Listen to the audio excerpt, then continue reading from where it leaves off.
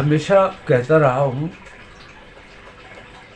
कि अल्लाह सबका है।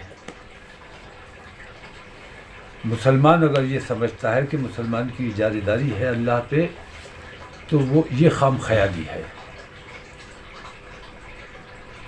अल्लाह ने बाबरी मस्जिद के हिमायतियों को देखा, उनकी नीयत को देखा और उनकी गैर जिम्मेदारी को भी देखा और राम भक्तों का तरीक़ा भी देखा। मैंने ये बात हमेशा कही है कि वो बेईमान है, लेकिन अपनी बेईमानी पूरी ईमानदारी के साथ करते हैं। और हम ईमानदार हैं, साहिब ईमान है, लेकिन हम अपनी ईमानदारी में कहीं ना कहीं बेईमान हो गए हैं। तो अल्लाह दिलों के हाल जानता है। हम दुनिया को दिखाएं कि हम ऐसे हैं, हम वैसे हैं, हम इतने अच्छे हैं, अल्लाह जानता है कि हम कैसे हैं।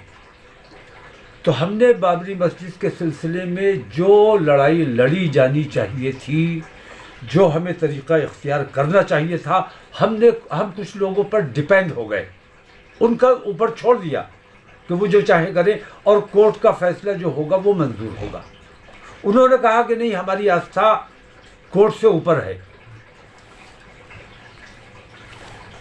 मैं सुप्रीम कोर्ट को भी दोष इस मामले में नहीं देता हूँ, क्योंकि सुप्रीम कोर्ट ने ये महसूस किया, कोशिश भी की कि आउट ऑफ कोर्ट ये मामला तय हो जाए, लेकिन वो कुछ लोगों की वजह से वो मामला आउट ऑफ कोर्ट तय नहीं हो सका। सुप्रीम कोर्ट ये चाहता था कि पूरी दुनिया में बदनामी होगी, क्योंकि सुप्रीम कोर्ट को अंदाज़ा था कि उसे क्या फ़ैसला करना है, किसके दबाव में फ़ैसला करना है।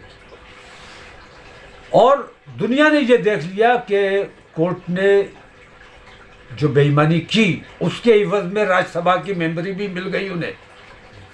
खुली हुई बात है, तो सारा कुछ सामने है। बेईमान होने के बावजूद पूरी ईमानदारी से वो अपने राम भक्ति का सबूत दे रहे थे। लाठियाँ भी चल रही थी, गोलियाँ भी चल रही थी, आंसू गैस भी छोड़ा जा रहा था, तमाम ज़्यादतियाँ भी हो रही थी। इसके बावजूद जब बुलाया गया, लाखों की तादाद में वो जमा हुए। इसके बरक्स हम देखते हैं कि मुसलमान किसी वक्त निकल के नहीं आया। अगर कहा जाता कि बाबरी मस्जिद में नमाज पढ़ना है, एक मुसलमान घर से निकल के नहीं आता। तो उनकी ईमानदारी का उन्हें इनाम मिला है। जो अपनी बेईमानी में जो उन्होंने अपनी ईमानदारी दिखाई है, उस ईमानदारी का उन्हें इनाम मिला है। और अपनी लापरवाही और गैर जिम्मेदारी का हमें ये सज़ा मिली है कि हमारी मस्जिद हमसे छीन ली गई। बात यहाँ ख़त्म नहीं होती है, बात यहाँ ख़त्म नहीं होती। मैं अब भी कहता हूँ कि जैसे आपसे बाबरी मस्जिद छीन ली गई, इसी तरह अगर आप लापरवाही करते रहे तो आपसे इसी तरह ज्ञानव्यापी छीन ली जाएगी। ईदगाह मथुरा छीन ली जाएगी, आप रोक नहीं सकोगे, क्योंकि उनका तो मिशन है। उन्हें ना राम से मोहब्बत है, ना कृष्ण से मोहब्बत है, न ज्ञानव्यापी से कोई ताल्लुक़ है उनका एक मिशन है कि अभी 22 को उद्घाटन करने जा रहे हैं मंदिर का, और इस 22 के सैलाब में वो 24 का चुनाव जीतना चाहते हैं। और फिर आने वाले 27 का चुनाव जो उत्तर प्रदेश का होने वाला है, 27 का चुनाव जीतने के लिए उनके पास ज्ञानव्यापी है। और फिर 29 का लोकसभा का चुनाव जीतने के लिए उनके पास फिर ईदगाह मथुरा है। तो ऐसे करके उनके पास हज़ारों की लिस्ट है। जब तक तुम घर से नहीं निकलोगे, जब तक तुम अब घरों में बैठे रहोगे, जब तक अपना काम तुम दूसरों के हवाले करते रहोगे, तब तक तुम ये जिद्दत बर्दाश्त करते रहोगे। बर्दाश्त करना पड़ेगी। जिस दिन तुमने अपना काम खुद करने की अपने अंदर ताकत और सलाहियत पैदा की, उस दिन तुम्हारा कुछ भला हो सकता है, वरना ये जिल्लतें बार बार तुम्हारा नसीब बनती रहेंगी। मैं दावे से कहता हूँ कि अगर ज्ञान व्यापी के लिए भी तुमने कोर्ट पर अपना फैसला छोड़ दिया तो नतीजा वही होगा जो बाबरी मस्जिद का हुआ है। अगर मथुरा का फैसला तुमने कोर्ट पर छोड़ दिया तो नतीजा वही होगा जो बाबरी मस्जिद का हुआ है।